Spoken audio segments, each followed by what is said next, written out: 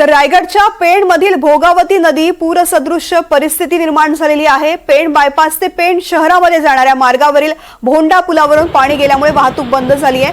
नदी किनाऱ्यालगतच्या ग्रामस्थांना सतर्क राहण्याचा इशारा दिला गेलेला आहे। भोंडा पुलावरून पाणी वाहू लागलेलं आहे, त्यामुळे या ठिकाणची वाहतूक बंद करण्यात आलेली आहे। रायगडच्या पेणमधील भोगावती नदीला पूर आलेला आहे। पेण बायपास ते पेण शहराजवळ जाणाऱ्या मार्गांवरील भोंडा पुलावरून पाणी गेल्यामुळे वाहतूक बंद केली गेली आहे।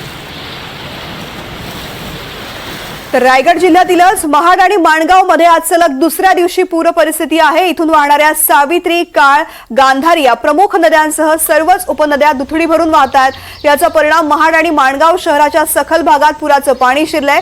त्याचबरोबर जिल्ह्यामध्ये पावसाचा जोर कमी अधिक प्रमाणामध्ये असल्याचं पाहायला मिळतोय। सावित्री, कंडलिका, अंबा, बाळगंगा या प्रमुख नद्या इशारा पातळीवरून वाहत आहेत। एकंदरीतच रायगडमध्ये पाऊस आणि पूर याबाबत चिंताजनक परिस्थिती आहे। रायगडमधील या परिस्थितीचा आढावा घेतलाय आमचे प्रतिनिधी प्रसाद पाटील यांनी। रायगड जिल्ह्यात सतत 5 दिवस कोसळत असलेल्या पावसाने रायगड जिल्ह्याला अक्षरशः झोडपून काढलेला आहे। आज आपण महाडमध्ये आहोत। आपण पाहू शकता की महाडमधील सखल भागात पुराचं पाणी भरायला सुरुवात झालेली आहे। काल महाबळेश्वर या घाटमाथ्यावरती 300 मिलीमीटर इतक्या पावसाची नोंद झाल्यामुळे महाडच्या सावित्री नदीची पाणी पातळी अचानक वाढ झालेली आहे। त्यामुळे महाडच्या सखल भागात हे पुराचं पाणी शिरायची सुरुवात झालेली आहे। त्याचप्रमाणे रायगड जिल्ह्याचा विचार केला तर रायगड जिल्ह्यातील कुंडलिका नदी असेल, अंबा नदी असेल, पाताळगंगा नदी असेल, या सर्वच नद्यांनी इशारा पातळी ओलांडली आहे।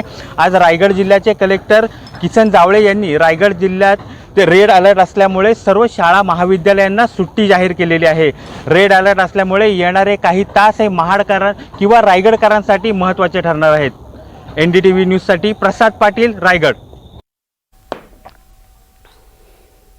तर रायगडमध्ये वरंद घाटामध्ये दरड कोसळलेली आहे। सार्वजनिक बांधकाम विभागामार्फत दरड हटवण्याचं काम सुरू करण्यात आलंय।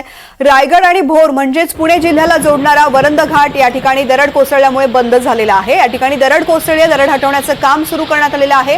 रायगडमधल्या वरंद घाटात दरड कोसळलेली आहे, त्यामुळे पुण्याशी संपर्क तुटलाय।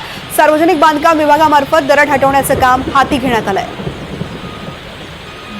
रायगड आणि भोर म्हणजेच पुणे जिल्ह्याला जोडणारा हा वरंद घाट आहे। या ठिकाणी दरड कोसळल्यामुळे बंद झालेला आहे।